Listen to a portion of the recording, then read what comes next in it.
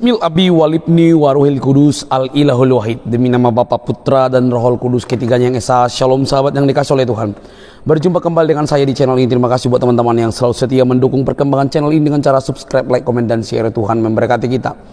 Sobat yang dikasih oleh Tuhan, lagi-lagi kita harus memberikan satu kontribusi untuk meruntuhkan cara pandang yang dibangun oleh Ustadz ini. Kenapa? Karena dia sangat sibuk membahas tentang Alkitab dan juga berdebat, tetapi dia selalu membuat Alkitab itu dipatah-patahkan, atau dalam arti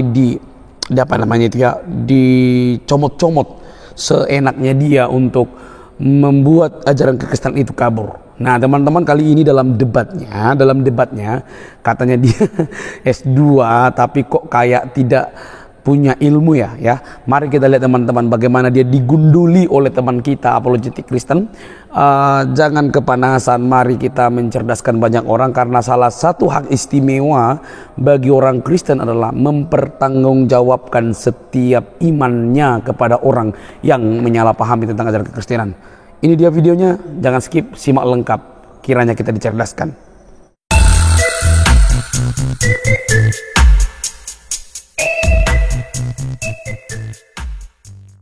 Oke ya. Beda status Anda mengajar dengan sedang didebat. Oh ya, saya sedang mengajar. Oh nggak bisa. Kapasitas Anda mengajari saya apa? Nggak ada. Oh iya dong. Saya harus ngajarin Anda. S berapa kamu coba? Saya S2. Pendidikan terakhir oleh S2. S2. S2 apa? Kamu apa? Saya pendidikan. Saya nggak yakin kamu S2. Emang kenapa? Coba judul apa tesismu? Kenapa? Kamu siapa? Enggak, judul tesismu apa? Kamu dosen penguji. Oke, IP kamu berapa? Aduh, sudahlah RBN. Kalau kamu ngerti nggak RBN, itu apa? mungkin kamu masih menyembah manusia, Ben. Enggak, bentar. Udah, enggak usah IP kamu berapa? Pribadi. Ngalah aja, Ben. IP kami rendah, Ben. IP kami rendah. Enggak usah kau bahas kayak IP gitu. kamu berapa, Bro? Enggak usah kau bahas kayak gitu, karena saya belum pernah menemukan Kristen orang berakal sehat ketika berbicara mengenai Kristen, paham ya? Oke, kita buktikan ya. Iya, kita buktikan. Temanya adalah penyaliban. Islam menolak penyaliban, Kristen menerima penyaliban. Berani enggak? Mantap. Kamu kok satu arah? Dua arah. Islam menolak penyaliban. Penyaliban itu adalah karya setan. Gimana? Oke, nggak apa-apa. Oke. Tapi jangan itu, kita bicara ketuhanan dulu. Lah, Tuhan itu sudah pasti satu Tuhan. Oke, sekarang saya bertanya aja. Itu ada timer. Siapa yang disalibkan jika bukan Isa Al-Masih, dan apa urgensitasnya Isa Al-Masih tidak disalibkan? Silakan. Tadi pakai timer. Silakan. Tunggu, ini mau pakai. Itu ada timernya. Siapa yang disalibkan? Oke, siapa yang disalibkan menggantikan Isa Al-Masih, dan apa urgensitasnya Isa Al-Masih itu diangkat hidup-hidup ke langit? Oke, baik. Tunggu Pakai data ya. Kita tentukan dulu nih Ya, siapa pakai yang data. Tunggu dulu, ini udah mulai ya, Ben. Yo. Halo. Aduh, gimana? Ini artinya pakai timer. Mau dibikin berapa menit biar jelas. Cocok lah itu 3 menit atau 2 menit.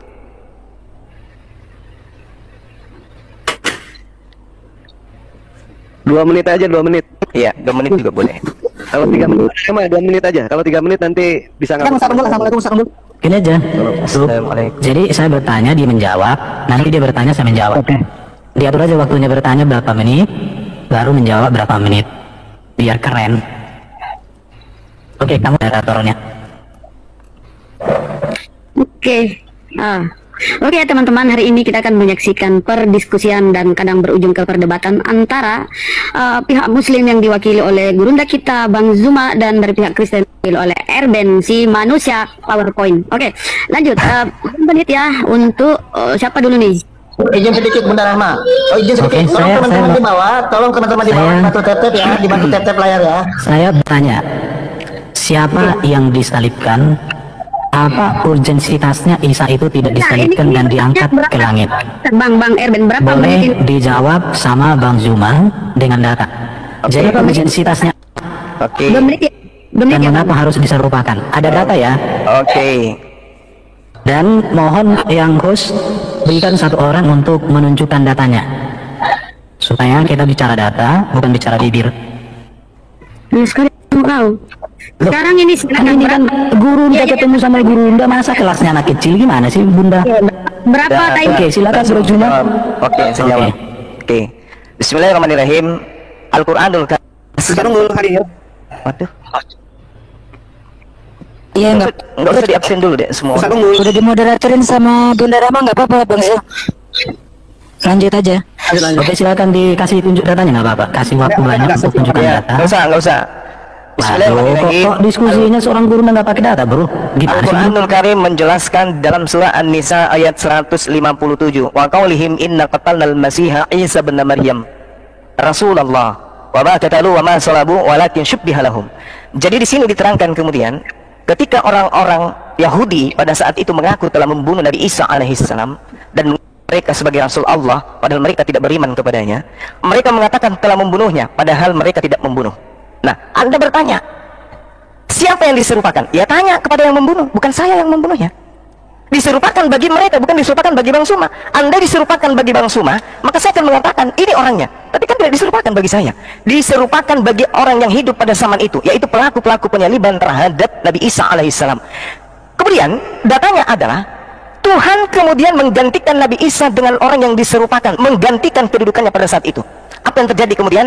Mereka ragu-ragu terhadap yang dibunuh, mereka berselisih paham tentang tentang siapa yang mereka bunuh, dan mereka tidak membunuh dengan yakin bahwa yang dibunuh itu adalah Isa anak Maryam.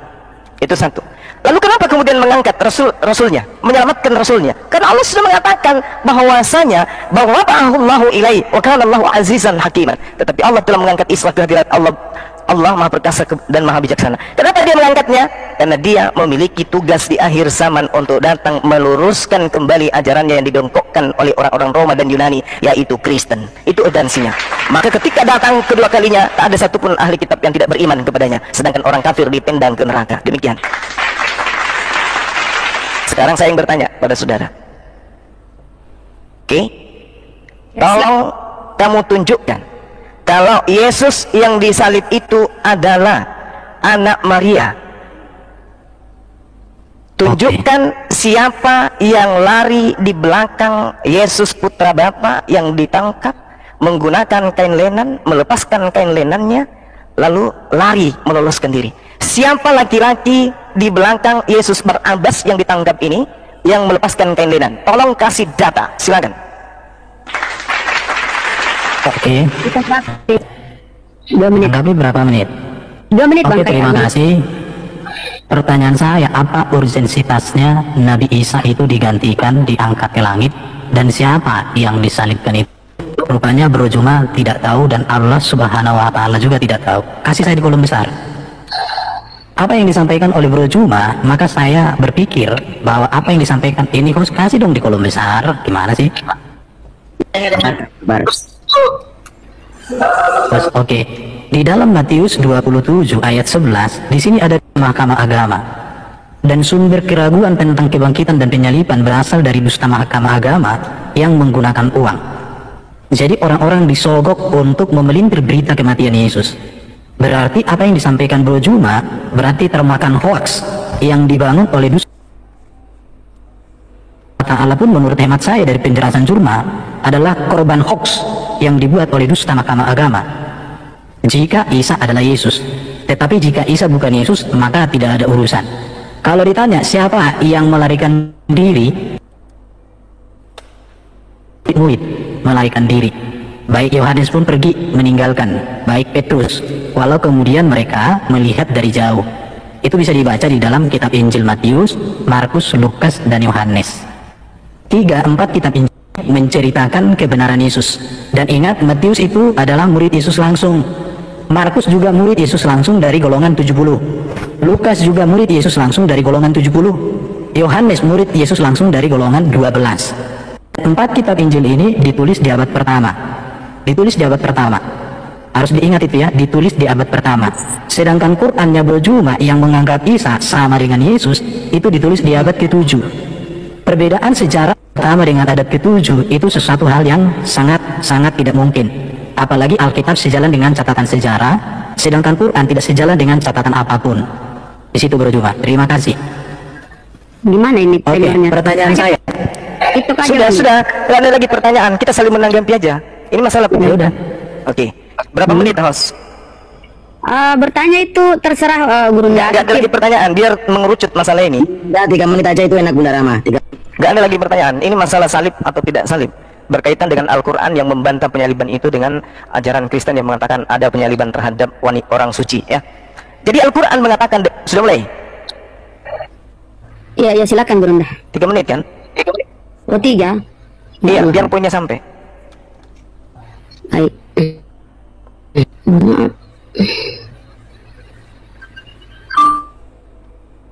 Oke. Jadi gini, penyaliban di dalam Quran itu terjadi, tapi yang disalibkan itu adalah pengganti. Yang disalibkan bukan Nabi Isa alaihissalam. Ada yang diselamatkan, ada yang tidak diselamatkan. Nah, berdasarkan tujuan daripada diselamatkannya Nabi Isa alaihissalam kelak untuk diperuntukkan menjadi saksi.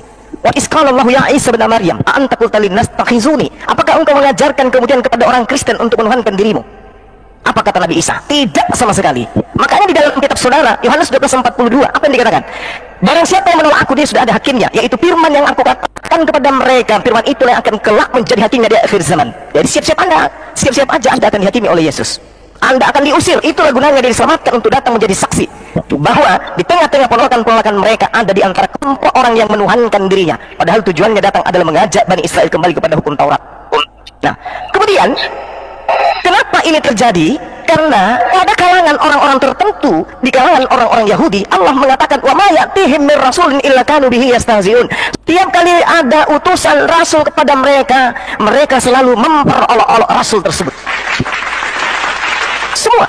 Nabi Musa diolok-olok, Daud, Salomo diolok-olok, Yesus tidak lepas diperolok-olok. Inilah kemudian Allah mengangkat nabinya ke langit untuk datang kemudian. Karena ada tersangka, tersangkanya itu Kristen, makanya dia harus datang, karena dipersiapkan untuk menjadi hakim bagi tersangka. Kalian tersangkanya. Nah, sekarang kalau Anda tidak mampu menunjukkan siapa dia yang lari meloloskan diri menggunakan kain lenan, nih saya ajarin Erben, tak ajarin. Yesus di dalam Yohanes 13:4 melepaskan jubah lalu kemudian menggunakan kain lenan. Oke? Pada saat Yesus ditangkap, di kisah di kitab saudara Yohanes 18 ditangkap dia di sana. Di situ jelas sekali ada seorang penjahat juga namanya Yesus. Yesus Barabas, Yesus putra Bapa. Yang kalian sembah adalah Yesus putra Bapa, bukan Yesus putra anak, putra ibu, bukan. Sementara yang kami imani adalah Yesus putra ibu, yang kalian tuhankan Yesus putra Bapa. Yesus Barabas adalah penjahat nasionalis yang juga dilepaskan bersamaan dengan Yesus anak ibu. Sekarang permasalahannya adalah ketika kemudian ada orang berlari dengan menggunakan kain lenan, siapa orang yang lari menggunakan kain lenan tadi? Siapa? Lolos dia dari penangkapan. Markus 14 nomor 50, semua murid Yesus meninggalkan Yesus, yang tinggal cuma satu, yaitu konco sang pengkhianat, yaitu Yudas. Sementara murid semua berlari, ada yang ditangkap kemudian, lalu ada juga yang menggunakan kain lenan. Di situ masih ada 2 orang. Siapa yang menggunakan kain lenan ini dan siapa yang ditangkap ini? Silakan, saya minta data. Oke ya, aku dikasih di kolom besar bro. Berapa menit ini menanggapi ya? Ya 3 menit lah. Sama-sama Bunda, sama. Saya tanya, nanti kan tadi saya 3 menit, berarti belum 3 menit, masa berubah? Iya. Kasih di kolom besar, kasih di kolom besar ya. Kasih di kolom besar. Kasih di kolom besar dong, Gus. Gus. Ada yang bisa memberikan kolom besar nggak selain Dinda Julius? Ini hostnya gimana sih? Siapa yang jadi moderator ya? Karena saya butuh kasih data supaya Bisa dikasih moderator host, nanti saya bantu. Izin host, kalau kok bisa moderator biar hostnya saya kemana sih ini hostnya? Kuluk juga hostnya nih. Dinda Julius. Kita tadi Iya, coba ditelepon dia supaya dikasih di kolom besar, karena kalau saya tunjukkan data kan data berbicara, mulut saya berbicara, jadi 2 kali berbicara, orang cerdas langsung ngerti. udah sementara tinggal baca dulu Bang ya. Udah kalau po Bang Jul bisa dikasih moderator. Oke, saya ditelepon dulu cepat dong. nanti. Beliau jauh dari pangkat Bang Palopo. Waduh, ini boleh kita kalau diskusi. Bentar. Iya, supaya Bang Julius. enak diskusinya. Sebentar lewat telepon.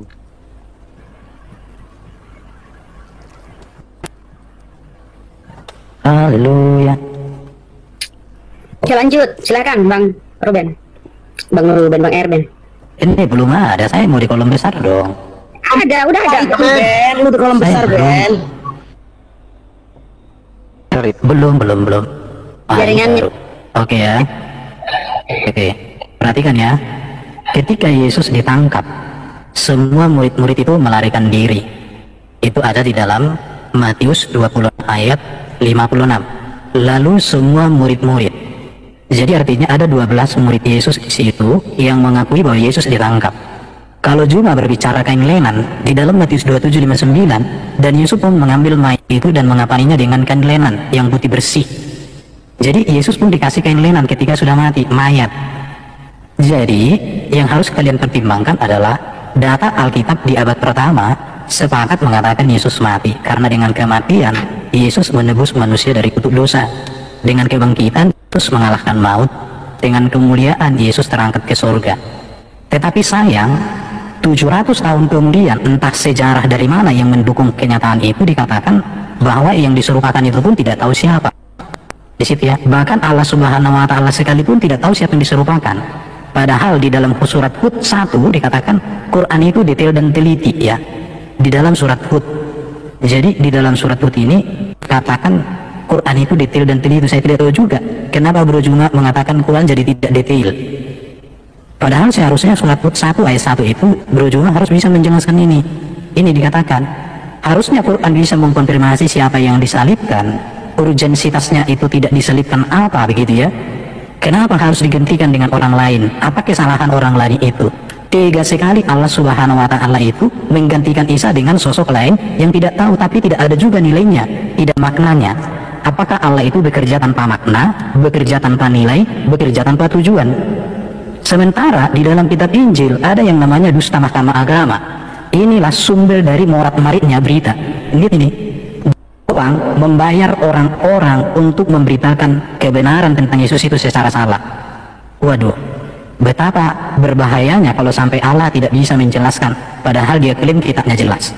Ini surat Hud 1 ini berjumlah. Dikatakan di sini alif lam ra. Inilah kitab yang ayat-ayatnya disusun dengan rapi. Kemudian dijelaskan terperinci loh.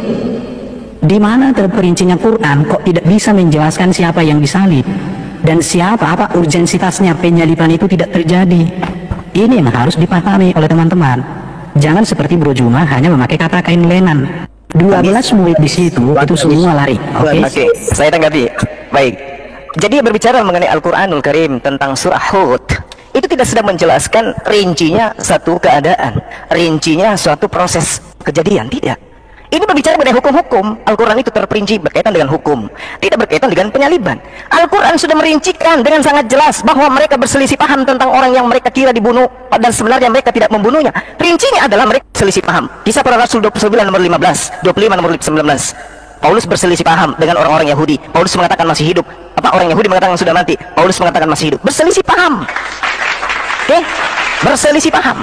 Kemudian ketika saudara mengatakan siapa yang kemudian diserupakan dengan Isa, pertanyaan saya, siapa yang menggunakan kain lenan? Ketika Anda mengatakan orang yang diturunkan Yusuf Arimatea itu menggunakan diberi kain lenan, berarti itu bukan Yesus, karena Yesus menggunakan kain lenan sebelum perjamuan lahir.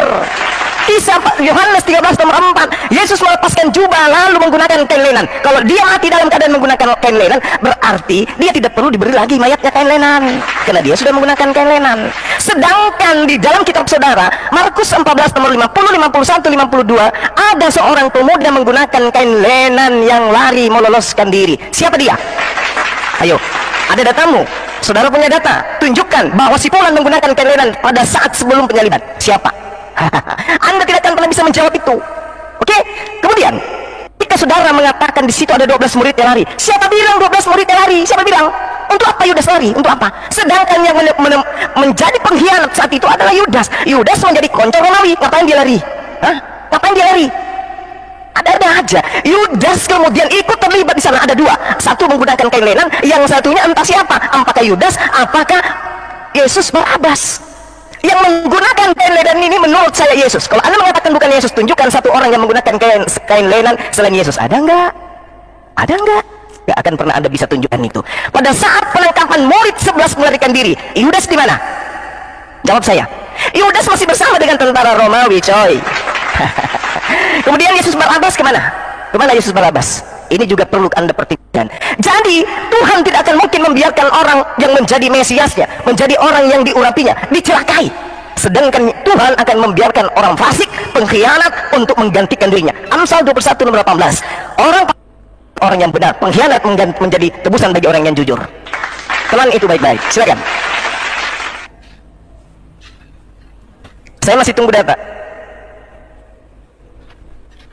Ya, bantu cecer teman-teman di bawah, bantu cecer. Teman-teman ya, perhatikan Bro Juma, ayat yang kamu kutip jika kamu membaca utuh sebenarnya sudah terjawab, tapi karena modelmu kan malas membaca, kamu kan modelnya kan bersuara kencang tapi datanya kosong. Lihat, perhatikan di sini ya, Markus 14 ayat 50. Tenang. Lalu semua murid meninggalkan dia dan melarikan diri. Perhatikan, dia di sini siapa? Yesus. Ayat 51. Ada seorang muda yang pada waktu itu hanya memakai sehelai kain lenan, menutup badannya, mengikuti dia, mengikuti Yesus. Yesus di sini sedang diapa? Ditangkap. Mereka hendak menangkapnya. Menangkap siapa? Yang mengikuti itu. Tetapi ia melepaskan kainnya dan lari dengan telanjang. Kenapa tidak disebutkan di sini namanya? Karena tulisan Injil bukan berbicara siapa yang orang muda ini. Perhatikan. Di sini kata Yesus kepada mereka, sang kamu aku ini penyamun, maka kamu datang lengkap dengan pedang dan pentung untuk menangkap aku. Jadi Bro Juma, kalau kamu membaca hanya ayat 51 lepas dari 49, itu cara belajar iblis. Mohon maaf Bro ya. Jadi teman-teman muslim, kalau kalian belajar Alkitab, jangan dengarkan hanya kata-kata si Juma. Baca di dalam teksnya, baca di dalam konteksnya. Baca, jangan panas. Sekarang saya akan kembali ke Hud pasal 1.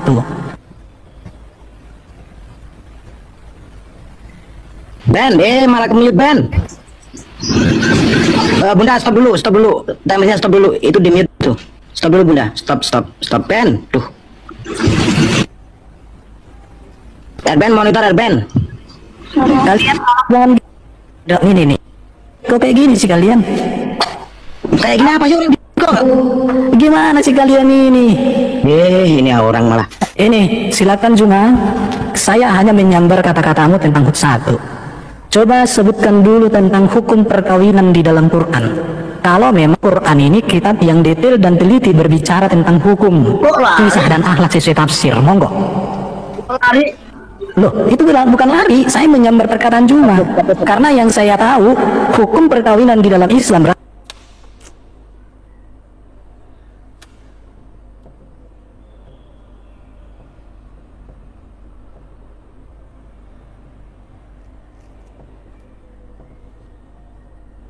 dikatakan ayat Quran ini semua rapi, disusun detail dan teliti. Saya tanya, siapa yang disalibkan? Apa urgensitasnya Isa digantikan dibawa ke langit? Itu tidak dijawab oleh Juma. Tapi Quran detail dan teliti. Ini malah lari. Ini gimana sih? Biar Bang Samudra biarkan. Oke, lihat ini Juma ya. Di dalam Alkitab tidak disebutkan siapa orang muda itu, tetapi dari kisahnya sudah dipastikan itu bukan. Dan seharusnya Quran harus bisa menjawab. Oke ya. Oke, jadi nanti Juma kau jawab dulu hukum perkawinan di dalam Quran itu seperti apa. Nanti saya akan tunjukkan hadis hukum perkawinan di dalam Islam berasal dari hukum jahiliyah. Ada 4, 3 dibuang, 1 diambil. Bahkan itu pun dilanggar oleh baginda Muhammad. Saya bisa tunjukkan samamu. Kalau kamu hanya modal bibir, saya nggak sanggup. Dari tadi kamu lihat ini, teman-teman baca ya. Ada seorang muda mengikuti Yesus, jadi mengikuti diam-diam. Siapakah ini? Di dalam teks ini tidak disebutkan siapa namanya. Tidak disebutkan siapa namanya. Kenapa? Karena esensi penulisan kitab Injil bukan tentang orang-orang di sekitar Yesus. Esensinya adalah yang mau diberitakan di sini fakta sejarah Yesus memang ditangkap di dalam konteks ini. Karena konteks ini bicara Yesus ditangkap. Dan itu esensi dari beritanya, makanya itu yang diberitakan. Oke, silakan Bro Juma. Hukum perkawinan di dalam Quran, silakan. Oke, meskipun itu lari ya dari ini untuk membuktikan kepada saudara. Al-Quranul Karim menceritakan tentang apa yang Anda pertanyakan. Al-Quran surah As-Sayyad ayat 49, Allah menceritakan bahwa manusia dicipta dengan berpasang-pasangan, wa min kulli syai' dan seterusnya. Ini waktu saya terbatas. Di dalam Al-Quran surah An-Nisa ayat 1, di situ menerangkan tentang pernikahan dan jodoh. Al-Quran An-Nisa ayat 1. Tulis aja, saya kasih tak ajarin kamu. Kemudian berbicara tentang pernikahan dan kodrat sebagai makhluk manusia. Al-Qiyamah ayat 39. Pernikahan, Al-Quran menjelaskan kewajiban menikah. Dalam Al-Quran surah An-Nur ayat 32. Pernikahan sebagai hal yang diperjanjikan oleh Tuhan. Di dalam Quran surah An-Nisa ayat 21. Kemudian Al-Quran menceritakan tentang pernikahan dan ta'arufnya, cara-caranya di dalam Al-Quran surah Al-Hujurat ayat 13. Al-Quran tentang pernikahan dan ketentraman, tujuan pernikahan, Rum ayat 21. Al-Quran cerita tentang haramnya wanita-wanita yang dinikahi, dijelaskan dalam Al-Quran. Dalam Al-Quran jelas sekali dikatakan oleh Allah Subhanahu wa taala dalam surah An-Nisa ayat 23 dan seterusnya. Jadi apapun yang kau minta tentang hukum-hukum apapun itu di Islam itu sudah disempurnakan oleh Allah. Tinggal waktumu aja mau waras atau tidak. Kita kembali ke tema. Jangan habis. Kamu ketika bermengatakan tidak diketahui siapa pemuda ini, kamu sudah gundul berarti. Kau sudah KO di situ. Kamu sudah KO. Kenapa? Ketika ketika Anda mencoba membodohi orang yang ada di sini dengan menarik Markus 14, harusnya Anda malu. Kenapa? Karena Yesus sendiri dengan mulutnya yang seksi berkata, tetapi haruslah digenapi yang tertulis di dalam kitab suci. Kitab suci yang dimaksud di sini apa? Amsal, Yeremia, Yesaya, Taurat, Kejadian. Ini yang harus tergenapi, kata Yesus. Apa di antaranya yang tergenapi itu? Orang fasik dipakai sebagai tebusan bagi orang yang benar. Yang mana yang fasik? Yesus anak Maria atau Yudas? Lalalala. Pengkhianat dipakai sebagai ganti orang yang jujur. Yang mana yang berkhianat? Yudas atau Yesus anak Maria? Lalalala. Ini harus tergenapi. Orang benar diselamatkan dari kesukaran. Siapa orang benar? Yesus atau Yudas? Lalalala. Lalu orang fasik menggantikannya. Siapa yang menggantikan orang yang jujur di atas tiang salib? Orang fasik. Ini kata Yesus harus tergenapi. Makanya ketika Petrus membatalkan penyaliban itu, apa kata Yesus? Iblis yang mengatakan itu. Kenapa? Karena Tuhan sudah memutuskan harus ada orang fasik, harus ada orang pengkhianat yang mati di atas tiang salib menggantikan Nabi Isa alaihi salam. Paham sampai di situ? Jadi kalau ada orang-orang melakukan kesaksian-kesaksian palsu, Yesus mengatakan dalam Yohanes 6 nomor 70, akulah yang memilih engkau yang 12, tapi satu di antaramu adalah iblis. Oke? Imam-imam kepala mahkamah agama semua kerasukan iblis menyalibkan Nabi Isa alaihissalam, tapi yang disalib adalah penggantinya, yaitu pengkhianat. Demikian. Ingat PR-mu, yang menggunakan kain linen itu siapa? Bawa sampai mati. Silakan.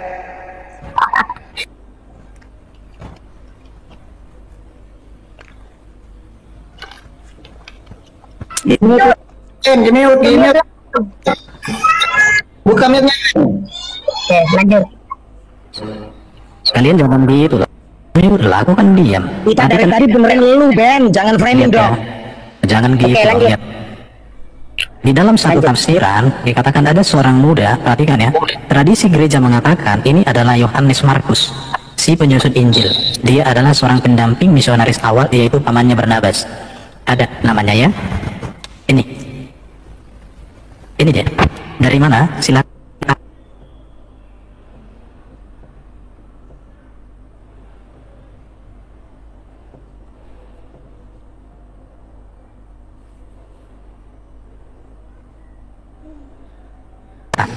Apa urgensitasnya Isa itu digantikan dengan orang itu?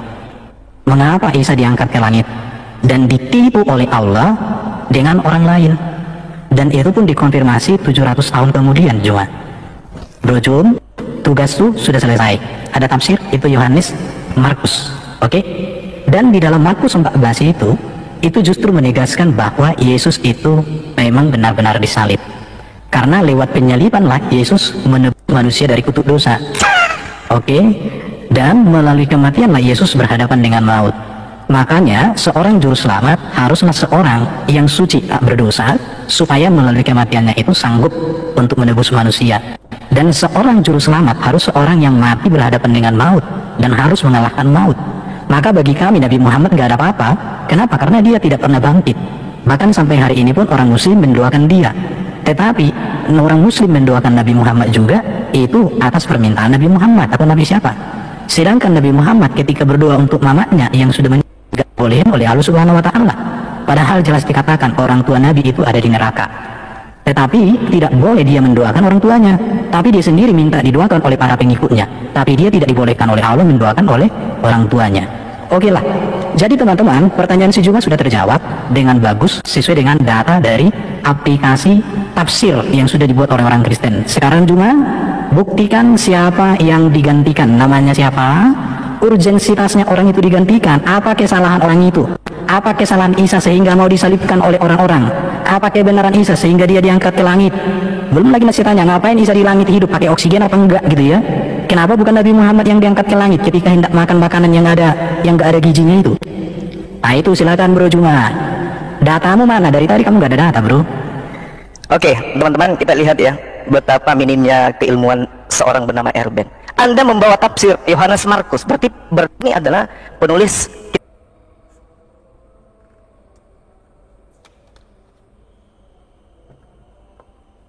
kitab saudara sendiri. Markus itu nama lainnya adalah Yohanes. Baca kitab Kisah Para Rasul 12 nomor 12. Itu ilmu untuk Anda, catat itu baik-baik. Jadi penulis kitab Yohanes sebenarnya itu bukan Yohanes murid Yesus, tapi Markus muridnya Paulus. Kemudian ketika Anda membawa narasi tafsir gereja, apa dasar tafsiran mereka? Kenapa Kenapa tidak dijadikan Yohanes 13 nomor 4? Jelas-jelas namanya tertulis di situ. Yesuslah yang menggunakan kain lenan. Kenapa lari ke Markus? Mana dalilnya Markus menggunakan kain lenan? Mana? Sementara Yesus anak Maria sudah jelas-jelas melepaskan jubahnya digantikannya dengan kain lenan. Terus kenapa larinya ke Markus? Ini penipuan, pembodohan yang sangat-sangat luar biasa. Kemudian saya sudah menjelaskan kepada saudara, kenapa kemudian Nabi Isa alaihissalam itu terangkat ke langit? Untuk datang 2 kalinya menjadi saksi kepada penolaknya. Makanya Al-Quran sangat jelas. Saya sudah sampaikan kepada saudara, wa in min ahlil kitabi illa la yu'minanna bi qablal mauti wa yaumal qiyamati wa yakunu alaihim syahida. Itu terekam dalam Yohanes 12:48. Coba kamu belajar deh. Yesus datang untuk yang kedua kalinya menghakimi berdasarkan kalimat-kalimat yang diajarkan ketika dia bersama dengan orang Yahudi, bukan bersama dengan orang Kristen, karena Kristen ini penumpang gelap. Oke? Barang siapa yang melawan aku, dia sudah ada hakimnya, yaitu firman yang pernah aku katakan kepada mereka. Firman itulah yang akan menjadi hakimnya di akhir zaman. Maka dia datang untuk yang kedua kalinya. Kenapa bukan baginda Rasulullah Muhammad SAW? Kenapa? Karena tidak ada umatnya Rasulullah Muhammad SAW yang menjadi tersangka. Untuk apa dia menjadi datang hakim? Tidak ada umat yang tersangka. Sedangkan umatnya Nabi Isa alaihissalam tersangka, mengajarkan non-Yahudi menyembah dirinya. Itulah yang datang untuk dihakimi. Makanya kalau anda cerdas, Matius 7 nomor 1-2-23, yang diusir itu Kristen. Enyahlah daripadaku kalian semua pembuat kejahatan, karena kalian tidak melakukan kehendak Bapakku yang ada di langit. Bapakku menginginkan menyembah dirinya seorang, bukan menyembah diriku. Bapakku mengajarkan ibadah Sabat, bukan hari Minggu.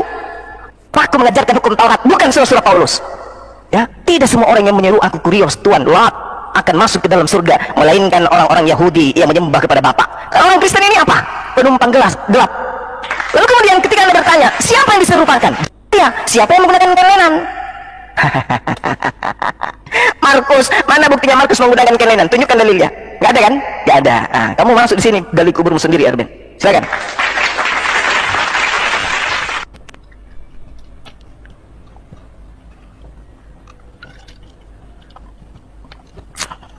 Mute lagi. Kasih aku di kolom besar. Lanjut. Mana ini hostnya? Kasih di kolom besar dong. Udah, Ben. Ben. Ya ampun. Oh iya, tapi aku belum kelihatan ya. Handphone murah, jadi lambat. Oh iya, nggak apa-apa. Yang penting buatan kafir. Jangan delay. Udah, lanjut. Oke, perhatikan ini ya. Tradisi gereja mengatakan itu adalah Yohanes Markus si penyusun Injil ini. Oke. Baru tradisi juga mengatakan bahwa di rumahnya lah perjamuan terakhir diadakan. Jadi sudah terjawab ya. Ini tradisi, sejarah gereja itu ada. Dalil. Ini datanya. Dalil. Ini sejarah gereja, makanya kamu dari tadi kan. Ini sejarah gereja, tradisi. Gereja di Romawi nggak ada di. Oke, sebentar. Kamu jangan panik, ya. Jangan panik, tertawa dia. Allahu Akbar. Sekarang saya akan bantah kamu. Kalau kamu mengatakan Yohanes pasal 13 ayat 4, disinilah tidak sinkronnya kamu berpikir. Yohanes 13 itu konteks yang berbeda. Yesus membasuh kaki murid-murid memakai kain lenan. Ini satu peristiwa. Tetapi di dalam Injil Yohanes yang sama, di sini jelas dikatakan bahwa Yesus itu disalibkan, Yesus ditangkap. Ini jelas ditangkap, dan jaraknya Injil 13 dengan 18 ini jaraknya cukup jauh, bro. Jadi artinya kamu itu tidak punya historitas dalam berpikir secara kronologis. Artinya apa? Kamu itu sepenggal, seuprit bahasa Medan, seuprit doang cara berpikirmu. Itu, coba lihat ini dong, data ini Yohanes ya. Tetapi sampai sekarang Hud pasal 1 dikatakan Quran itu kita detail yang teliti. Siapa yang disalibkan, kamu juga nggak ngomong di situ. Saya jadi bertanya, jika Quran itu kitab yang datang dari Allah, tapi tidak memberikan penjelasan yang jelas, justru menjadi ambigu, maka saya katakan itu mana kebenaran Quran itu? Kok bisa seperti itu? Di situ, apakah Allah juga nggak bisa memberikan sesuatu itu menjadi jelas? Masa harus perlu pertanyaan di situ ya? Kalau Alkitab jelas mengatakan Yesus disalib, itu abad pertama, dan tidak ada kepentingan Muslim di situ di dalam penyaliban Yesus, karena sejatinya Islam itu baru ada di zaman Muhammad, dan tidak ada urusan dengan Islam. Karena Islam sendiri belum ada. Jadi kenapa justru menurut saya Allah itu dalam tanda petik kok usil banget ya dan bicara-bicarakan mengangkat Isa sama dengan Yesus gitu ya. Kecuali kalau Isa bukan Yesus ya. Tapi kalau kalian mengangkat Isa sama dengan Yesus, kalian harus mengerti itu. Apakah sejarah dengan kitabnya orang Kristen dengan segala-galanya, dengan manuskripnya itu, tetapi justru di dalam Quran itu hanya omongan, tapi tak bisa divalidasi. Belum lagi nanti saya tanya, Isa itu disuruh Quran. Belum lagi nanti saya tanya, Isa itu siapa murid-muridnya. Belum lagi saya tanya, Isa itu ajarannya apa, mujizatnya, detail spesifiknya apa. Kalian juga nggak akan bisa jelaskan. Jadi sekarang ini tugasmu cuma quote 1 itu dulu kau bahas. Silakan kau bahas dulu detail dan pilih Isa itu gimana. Oke, jadi kalau Anda mengatakan usil, yang usil itu Kristen. Karena Taurat itu hanya untuk Bani Israel. Yesus datang hanya untuk Bani Israel. Kristen ini siapa? Yang usil itu kalian. Kenapa ada kitabnya Yahudi nempel di kitab kalian? Kenapa? Yang usil itu kalian. Cerita tentang Nabi Isa itu adalah cerita utusan Tuhan kepada Bani Israel, mengajak Bani Israel yang tersesat untuk kembali kepada hukum Tuhan. Itu tujuan Nabi Isa. Bukan tujuannya untuk Kristoeng. Kristoeng itu di Antioquia, di Roma Yunani. Gak ada hubungannya dengan itu. Kristen lah yang makar terhadap ajaran para nabi yang datang kepada Bani Israel. Contoh, penyaliban menurut hukum Torah, penyaliban itu hanya pada orang-orang yang dikutuk oleh Elohim. Kemudian diramu oleh Romawi paganisme bahwa yang disalib itu adalah orang suci, yang disalib itu adalah penebus dosa, padahal itu adalah orang terkutuk. Oke? Orang terkutuk. Baca Ulangan 21 nomor 23. Jangan kau biarkan jasadnya, karena jasadnya pun haram menyentuh tanah. Saking najisnya orang yang disalib itu. Tapi orang najis, orang terkutuk ini dijual ke Roma menjadi Tuhan. Oleh siapa? Oleh penyusup, orang yang ambil ajaran agama orang. Biarkan sama saya. Amsal 6 nomor 16. Ini firman Tuhan menurut tradisi Yahudi. Ini adalah hikmat kepada mereka melalui nabi yang datang kepada mereka. 6 perkara yang dibenci Tuhan, bahkan 7 kekejian yang ada di dalam hatinya. Salah satunya adalah membunuh Yesus. Salah satunya adalah membunuh Isa Al-Masih. Itu dalil. Oke? Menumpahkan darah orang yang tidak bersalah. Pilatus mengatakan Yesus tidak bersalah. Paulus mengatakan tidak bersalah. Berarti haram hukumnya menurut hukum Yahudi membunuh orang yang tidak bersalah. Karena itu adalah kekejian bagi Tuhan. Amsal 6 nomor 16. Saatnya kau berubah. Di dalam Keluaran 23 nomor 7, Tuhan mengatakan dengan sangat jelas, haruslah kau jauhkan dirimu dari perkara bohong. Jangan kau bohong bahwa Tuhan menyalib demi untuk tebus dosa. Jangan kau bohong. Jauhkan dirimu dari perkara dosa. Orang yang tidak bersalah dan orang yang benar tidak boleh kau bunuh. Jadi kalau ada orang Yahudi yang membunuh Isa, yang membunuh Yesus anak Maria, maka mereka adalah pelaku dosa, dan dosa tidak akan mungkin menjadi jalan keselamatan. Pahami itu. Sebab aku Tuhan tidak akan membenarkan orang-orang yang tidak bersalah. Jadi orang yang ditebus dosa-dosanya oleh matinya orang yang dikutuk di atas salib itu bullshit. Tuhan tidak membedakan pelaku dosa dengan membunuh manusia yang tidak bersalah. Suap jangan kau terima, sebab suap membuat mata orang itu buta, dan karena suap memutarbalikkan perkara-perkara orang yang benar. Karena dia disuap, maka memutarbalikkan perkara yang benar. Yang tadinya Isa diselamatkan, diajarkan Isa yang disalib. Yang tadinya Yesus diselamatkan, diajarkan Yesus yang disalib. Padahal yang disalib itu adalah yang menggantikan Yesus. Demikian.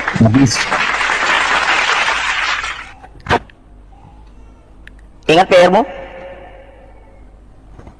Berapa putaran lagi ini Bang Juma? 3 kali. Kalau dia tidak sampai bisa menunjukkan percuma. Baik. 3 kali lagi ya. Iya, Bang. Baik. Dari tadi bukannya si Juma yang tidak menunjukkan data. Gak ada kau tunjukkan data, Bro Juma. Jadi kamu minta orang menunjukkan data. Perhatikan. Kenapa orang Kristen memakai kitab? Anda tunjukkan aja Markus menggunakan kain lenan. Loh, sekarang kalau berbicara kain lenan ini, di dalam kitab Injil ada beberapa yang berbicara tentang kain lenan.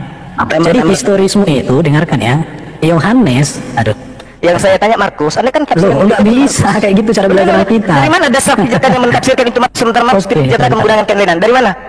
Tenang dulu, tenang. Kan sudah saya tunjukkan samamu tadi sejarah gereja. Sejarah gereja itu sudah ada sebelum Muhammad. Sejarah gereja. Iya. Jadi kalau sejarah gereja kamu sangka artinya yang kita harusnya gini. Yesus yang kita cerita bukan sejarah gereja. Penyaliban. Yesus tidak bisa dikenal. Dengar dulu. Ini waktunya, dengar ini ya. Alkitab tidak bisa dipahami lepas dari sejarah. Nggak seperti Quranmu. Kitabmu itu kalau dihadapkan sejarah hancur. Kalau orang Kristen, kitabnya sejarah menjadi satu kekuatan yang tidak bisa diruntuhkan siapapun. Sejarah kalau kitabmu, dengar mana? Kitabmu dihadapkan dengan sejarah hancur. Markus menggunakan kain lenan, tunjukkan. Ini saya sudah tunjukkan tadi datanya. Sekarang saya mau jelaskan. Sejarahnya Markus menggunakan kain lenan. Kenapa orang Kristen menggunakan kitab Perjanjian Lama? Perhatikan ya. Kenapa orang Kristen? Ini jika engkau bawa juga jubahku dan juga kitab-kitabku, terutama perkamen itu. Kitab-kitab apa di sini yang dibawa Paulus? Kitab-kitab Perjanjian Lama, perkamen. Dan itu ada di dalam tafsirnya. Ini ditafsirkan. Ini jelas. Perhatikan ini ya. Ini jubah. Ini kitab-kitab terutama itu berbicara tentang PL. kitab-kitab. Jadi orang Kristen sejak zaman Paulus sudah menggunakan perjanjian lama. Tetapi yang sayangnya orang Kristen tidak pernah mengubah perjanjian lama. Tapi orang Muslim di dalam Qur'annya mengubah semua kisah yang ada di dalam perjanjian lama dengan klaim ini dari Allah. Tapi di hadapan sejarah hancur, runtuh, babak belur, itu jum. Jadi bro, cuma itu dari dan suaramu aja yang lantang, datamu nggak ada, historitasnya nggak ada. Kenapa ketika kisah perjanjian lama ada di dalam kitabmu justru dirubah semua, dan ketika divalidasi dengan fakta histori sejarah hancur data kitabmu? Itu menjadi pergumulanmu hari ini, Jum. Oke bro, ya, jadi sebenarnya semua pertanyaanmu sudah dijawab. Contoh, kalau orang menyembah Yesus, saya bisa tunjukkan samamu bahwa seorang raja itu disembah. Yesus raja, bukan Allah Bapa. Yang mengatakan Yesus itu Allah Bapa sang pencipta alam semesta, itu bidat. Jadi kamu itu sebenarnya kamu salah sasaran. Kamu tidak sedang menyerang iman Kristen, kamu menyerang oneness, menyerang bidat kamu. Bagus. Kalau Tritunggal nggak pernah mengatakan Yesus itu Allah Bapa. Yesus itu firman dalam rupa manusia. Dia disembah karena dia Mesias, raja. Baru tadi kalau katakan hanya satulah kematian yang berkuasa mengampuni dosa, itu Yesus. Nabi Muhammad kematiannya nggak berkuasa mengampuni dosa umat Islam. Bahkan Nabi Muhammad tidak bisa menjamin orang tuanya, bahkan dirinya pun masuk surga. Di situ kalau Yesus karena dia tidak berdosa maka kematiannya berkuasa mengampuni dosa. Kalau Yesus itu berdosa, satu pun dosanya nggak berkuasa mengampuni dosa, maka hanya satu kematian yang berkuasa mengampuni dosa. Kalau Nabi Muhammad sedang mengampuni dosa kematiannya, tentu nggak bisa. Orang dia pun nggak bisa pasti masuk surga kok. Bahkan ayah ibunya pun nggak bisa didoakan dia, bro. Jadi itu bro, cuma sekarang kamu dari tadi saya tanya siapa yang disalibkan, apa urgensitasnya? Allah harus menggantikan dengan orang itu. Apa kesalahan Isa hingga disalibkan, dan apa kehebatan Isa sehingga harus dibawa ke langit? Itu dulu datanya, kasih, bukan modal bibir.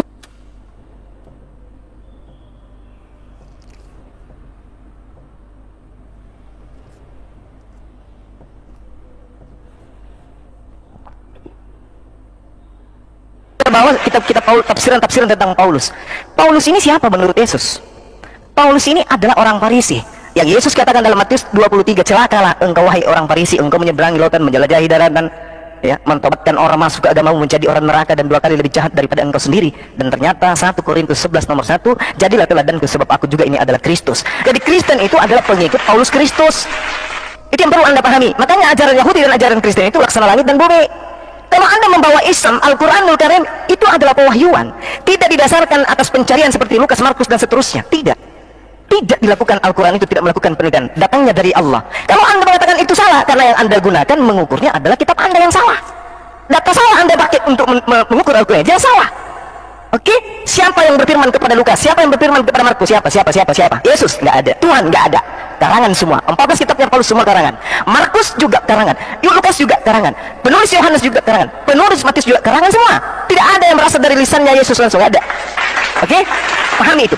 Sekarang di dalam kitabnya orang Yahudi jelas sekali, jangan kau membunuh orang yang tidak bersalah. Berarti Yesus tidak boleh dibunuh, karena itulah dia diselamatkan. Oke? Amsal 21 nomor 18. Kurang apa lagi data yang saya sajikan kepada saudara? Harus tergenapi apa yang tertulis. Yang tertulis itu orang fasik dipakai sebagai tebusan bagi orang yang benar.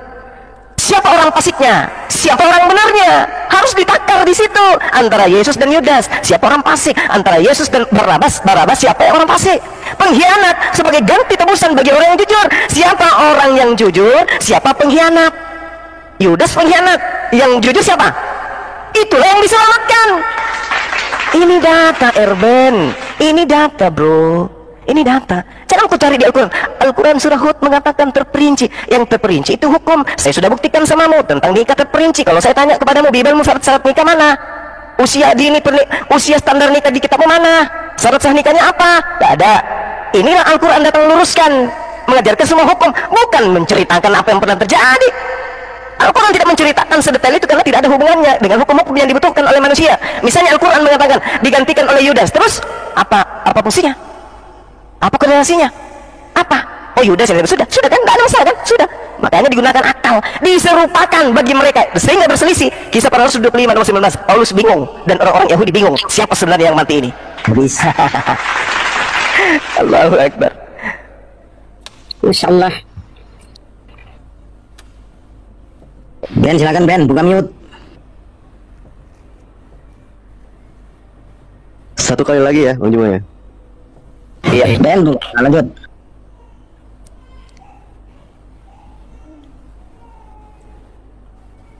Dia mute sendiri loh, nanti kita yang dituduh. Mute ya, nanti family. Udah ada mute loh, kalian yang mute itu loh. Iya, jangan gitu, lihat ini. Allah. Jadilah pengikutku sama seperti aku juga menjadi pengikut Kristus. Original text jelas ya.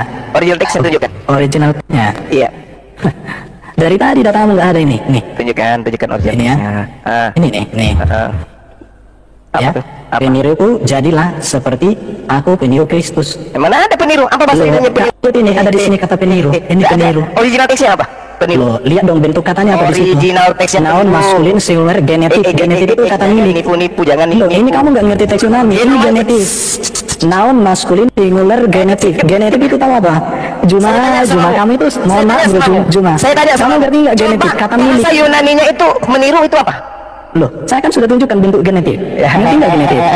Oke ya. Jadi Juma ini nggak ngerti teks Yunani. Di situ tidak ada kata yang merujuk kepada Loh. dia meneladani Yesus. Jadilah teladan Oke, ini genetik. Oh, ini. Jadi kamu kayaknya karena kamu nggak ngerti, lihat. Loh, kok Coba saya- baca apa ini? apa yang tertulis di situ? Coba baca dulu apa ini, bro? Apa? Saya udah kelihatan di sini. Kristus. Artinya mana Kristus ini? Itu jelas tuh. Mana Jadilah Kristus ini? teladanku. Jadilah teladanku. Ini Jadilah apa ini? teladan. Sebagaimana saya juga adalah. Ini apa nih? Iya, coba terjemahannya apa? Kristus. Ini genetik. Terus, Kamu nggak ngerti apa-apa. Kristus. Genetik itu artinya peniru Kristus. Sebagaimana saya juga adalah Kristus. Aduh, kamu itu.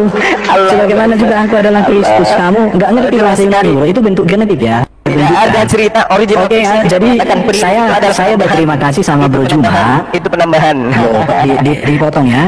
Jadi gini, lanjut. saya berterima kasih sama Bro Juma. Rupanya di dalam Quran tidak disebutkan siapa yang disalibkan.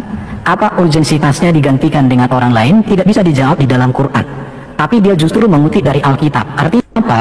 Quran dan Juma tidak bisa ngapa-ngapain tanpa mengotak-atik Alkitab. Artinya betapa rapuhnya Juma, betapa rapuhnya Quran jika si Juma tidak mengutip Alkitab. Sementara saya tidak mengutip Alkitab apa Al-Quran. Saya hanya bertanya Al-Quran. Tidak ada satu ayat pun di dalam Quran yang saya kutip untuk menegaskan iman Kristen. Kenapa? Karena iman Kristen itu berdiri teguh dengan kitab suci dan sejarahnya. Tetapi Quran tidak bisa berdiri sendiri dengan hadisnya. Bayangkan itu. Padahal kitab Quran itu dari Allah langsung, bayangkan ya. Dari Allah langsung yang ditafsirkan oleh para nabi, para ulama dan lain sebagainya, dibantu hadis, dibantu sirah dan semuanya. Rupanya tidak bisa menjawab. Jadi ini sudah membuktikan teman-teman. Jadi gini ya, teman-teman kalian berpikirlah. Dari tadi Juma tidak pernah bisa menjawab pertanyaan saya berdasarkan Quran. Dia hanya bisa memframing ayat-ayat Alkitab dengan pemahaman secara salah. Artinya apa di sini? Quran itu begitu rapuh, Juma itu begitu rapuh tanpa dia mengutip Alkitab. Makanya inilah yang menyebabkan Juma ini pernah buka room untuk belajar Al-Quran. Tidak pernah si Juma buka room untuk belajar hadis. Coba kalian lihat bibirnya si Juma ini, tiap hari dia selalu membuka. Mohon maaf, jangan personal. Loh, Jangan di mute. Biarin aja. Sebentar, Jangan termute. dibalas sebentar. Jangan termute. Sebentar dibalas. kalian kayak gini. Lanjut. Ya lanjut bang, lanjut. Silakan saudara Erben, lanjutkan. Teman-teman jangan di mute. Yang suka mute diturunkan aja deh, Julius. Kan? Ada yang mute. Nggak ada yang mute sini. Nggak ada yang mute gurunya. Oke, berarti dia mute sendiri, nanti dia bikin framing berarti. Ini saya pegang HP sama rokok, serius. Lanjut. Tuh. Tolonglah jangan gitu ya. Moderator di sini jadi nggak bisa ngomong. Enggak suka aku framing kayak kalian. Habis waktu ini kalian mute kayak gitu. Kalian itu gimana sih? Tambahin 30 detik tadi. Silakan. Waduh. Silakan saudara. Oke. Jadi rupanya Juma tidak bisa menjawab pertanyaan, tapi pertanyaan dia saya sudah jawab semua ya, ada datanya ya. Saya pakai tafsiran yang resmi yang bisa dipertanggungjawabkan. Harusnya ketika saya bahas dengan tafsir, Juma harus mengalas itu bahwa tafsiran yang saya buat itu, penjelasan itu salah. Artinya kamu pakai bantahan. Jangan kamu hanya mengatakan dari mana kamu begini, tapi nggak ada datamu. Harusnya di situ. Jadi diskusi sama saya itu bukan modal bibir, bukan modal ngerocos. Diskusi sama saya itu tunjukkan data. Ya, tunjukkan datamu. Itu aja. Dari tadi kamu nggak tunjukkan data, kau tunjukkan aja satu-satu gitu ya. Oke. Itu aja pertanyaan saya. Siapa yang disalibkan? Apa urgensitasnya Isa itu tidak disalibkan? Jawab berdasarkan Quran. Karena sumber ajaran Islam itu Quran. Jangan kau kuti-kuti dari Alkitab. Jangan semua golok, nggak nyambung bro. Oke. Saya katakan di awal, ketika Nabi Isa datang kepada Bani Israel, Nabi Isa diolok-olok. wa ma ya'tihim mir rasulin illa kanu bihi yastahzi'un. Lalu kemudian Nabi Isa alaihissalam hendak dibunuh karena orang-orang pada saat zaman itu tidak menerima kemudian informasi yang didatangkan kepada mereka tentang datangnya seorang nabi yang bernama Ahmad. Itu mereka menolak adanya nabi di luar daripada kaum mereka. Wa isqala Isa bin Maryam ya bani Israil inni rasulullahi ilaikum musaddiqan lima baina yadayhi minat Torah wa mubasysyiran bi rasul ya'ti min ba'di ismuhu Ahmad. Murka mereka dengan datangnya seorang nabi di luar dari kalangan mereka, marah. Lalu kemudian setelah ada rencana pembunuhan, Nabi Isa kemudian diselamatkan. Untuk apa? Karena Allah sudah tahu sepeninggal Nabi Isa pasti mereka berselisih. Benar, berselisih. Ada yang menganggapnya Tuhan. Fakta hari ini berselisih kan? Yahudi mana ada menganggap Yesus itu Tuhan, tapi sebagian daripada mereka menjadi korban orang-orang Farisi menganggapnya Tuhan. Maka dia datang kemudian untuk yang kedua kalinya memutuskan bahwa dia bukan Tuhan. Wa in min ahlil kitabi illa la yu'minanna bihi qabla al-maut. Nanti orang akan percaya, oh ternyata beliau betul-betul adalah rasul setelah datang untuk yang kedua kalinya. Makanya mereka beriman. Berarti Al-Quran benar. Ketika datang kedua kalinya, apakah kemudian orang-orang Yahudi akan ikut Kristen? Tidak. Masa kan orang Yahudi ikut Kristen menyembah Yesus, sementara dasar pijakan menghakimi orang-orang di akhir zaman menurut Al-Quran, wa is ma qultu lahum illa ma amartani bi ani a'budullaha wa rabbi wa rabbakum. Proses penghakiman berikutnya adalah mengatakan kepada Bani Israel, sembahlah Allah Tuhanku dan Tuhanmu. Itu yang menjadi dasar pijakan. Sementara orang Kristen ketika dihakimi berdasarkan Bible itu sendiri, Kristen semuanya diusir. Barang siapa yang menolak aku, dia sudah ada hakimnya, yaitu firman yang aku katakan kepadanya. Firman itu yang akan menjadi hakimnya. Mana firman yang Yesus sampaikan kepada manusia Bani Israel ketika sebelum terangkat ke langit? Sembahlah aku. Tak ada. Jadikan aku bagian daripada pribadi Tuhan. Tak ada. Jadikan aku inkarnasi firman. Tak ada. Tak ada, semua tak ada. Apapun sektenya Kristen itu tak ada. Jadikan Paulus sebagai rasulku. Tak ada. Semua yang ada di Kristen itu ada ajaran-ajaran yang muncul setelah Isa atau Yesus terangkat ke langit. Oke? Pahami itu. Jadi kalau Anda mengatakan mana datanya, Al-Quran datang bukan untuk menceritakan orang per orang. Al-Quran bukan buku biografi. Al-Quran buku hukum. Jadi ketika Al-Quran mengatakan Nabi Isa diselamatkan, yang diserupakanlah yang disalibkan, selesai. Tidak ada lagi kewajiban umat Islam. Siapa ya? Siapa ya? Untuk apa? Untuk apa diketahui? Untuk apa? Untuk apa? Untuk apa? Untuk apa diketahui siapa yang disalibkan? Sementara Anda tidak mengetahui siapa laki-laki yang menggunakan kain lenan, kecuali hanya angan-angan bapak-bapak gereja. Mana dalilnya Markus pernah menggunakan kain lenan? Kalau ditafsirkan sesuatu itu harus ada menjadi tolak ukur pembenarannya. Mana? Sedangkan kalau ditanya orang-orang pada saat itu, siapa yang sebelum perjamuan kudus mencuci kaki murid-murid yang menggunakan kain lenan? Yesus. Siapa yang lari pada saat penangkapan Yesus?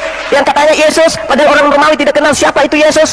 Siapakah engkau cari? Aku mencari Yesus dari Nazaret. Kata orang itu, akulah dia. Loh, kalau kenal bahwa Yesus, kenapa mesti tanya? Kamu yang aku cari. Padahal dia, aku mencari Yesus dari Nazaret. Akulah dia. Terbukti bahwa yang mereka teman bicara bukanlah Yesus, tetapi orang yang diserupakan dengan Yesus. Demikian. Sudah cukup putarannya ya. Tadi Erben yang mulai, Bang Zuma yang mengakhiri. Loh, saya tadi yang memulai, beliau yang mengakhiri. Ben, lanjut. Oke, bentar ya. Jadi masalah kain lenan sudah terjawab, saya sudah tunjukkan datanya. Tapi Tafsir. cuma dari tadi, Tafsir. satu pun terserah mau tafsir mau apapun yang kau tunjukkan kan tidak ada bro. Semua kan kau hanya ngomong doang. Artinya apa? Bahkan data-data yang kau tunjukkan pun kata Kristowo, kamu nggak memahami bahwa itu adalah bentuk genetik.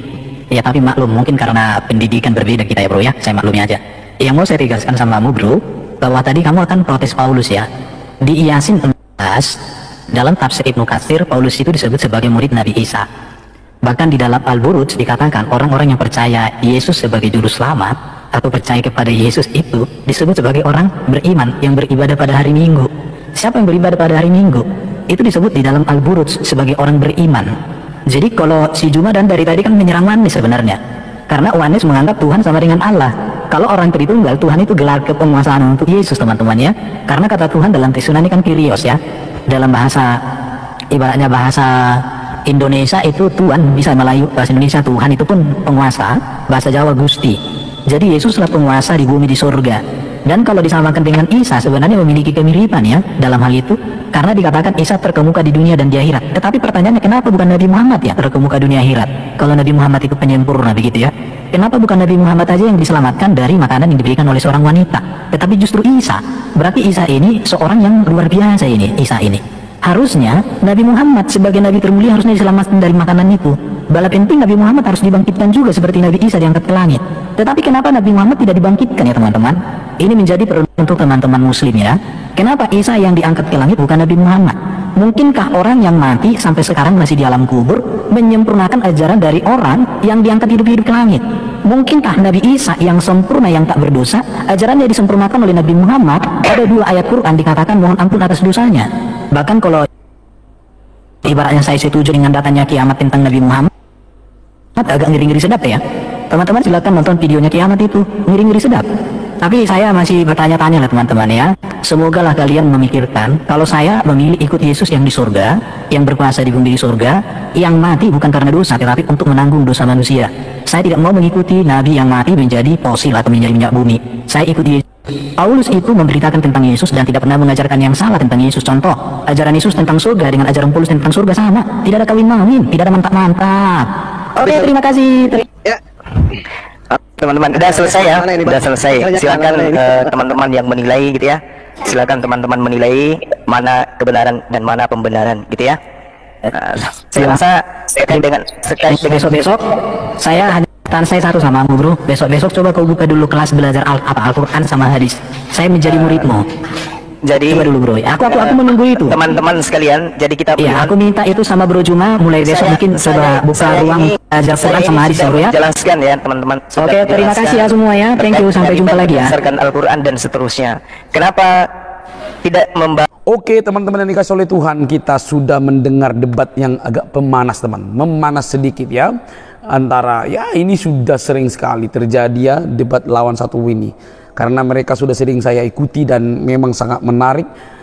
Luar biasa ya, luar biasa penyajiannya, dan semoga teman-teman di semua agama boleh memahami pembahasan itu dengan baik. Kalau tidak memahami, putar ulang dan simak pelan-pelan supaya kita dapat membedakan dan membandingkan cara menanggapi, cara menyampaikan, bahkan yang paling otentik literaturnya kita bisa sampaikan dan bisa kita dengar dari dalam.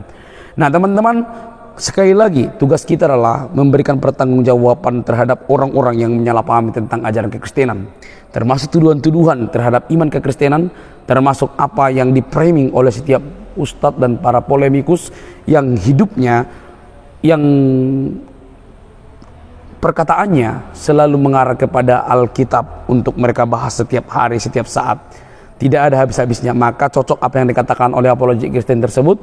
Dia tidak pernah membuka sebuah diskusi atau ruang untuk mengajar Quran dan hadis. Malah dia lebih sibuk membahas tentang Alkitab. Kalau ditanya kenapa, tanya dia. Saya tidak ngerti kenapa mereka seperti itu. Mungkin takut juga ya. Nah teman-teman, dari semua diskusi ini kita temukan bahwa Ustadz Zuma ini tidak ngerti Alkitab, tapi berusaha menafsirkan Alkitab seenaknya begitu. Ada fakta-fakta yang tidak dia mengerti tapi tidak diterima oleh Ustadz Zuma. Kalau kita buka Alkitab dengan baik, maka semua sudah tersusun rapi, kronologi dan inti-inti daripada pemberitaan yang ada di Alkitab. Tapi dia nggak ngerti itu. Lagi-lagi saya harus katakan, dia tidak mau belajar dan tidak mau tahu tentang itu. Tujuannya cuma satu, memframing, bahkan membahas Alkitab seenaknya, comot sana sini, pertanyakan sedemikian rupa. Mau ngerti atau enggak itu urusan belakang. Dia tidak mau menerima hal itu. Teman-teman, satu jawaban untuk Ustadz Zuma pikirkan. Ustadz Zuma pikirkan ya, kalau memang Yesus digantikan oleh orang lain, maka prajurit yang naik ke tiang salib itu lalu berkata ini anak Allah, tentu dia tidak mengaku seperti itu.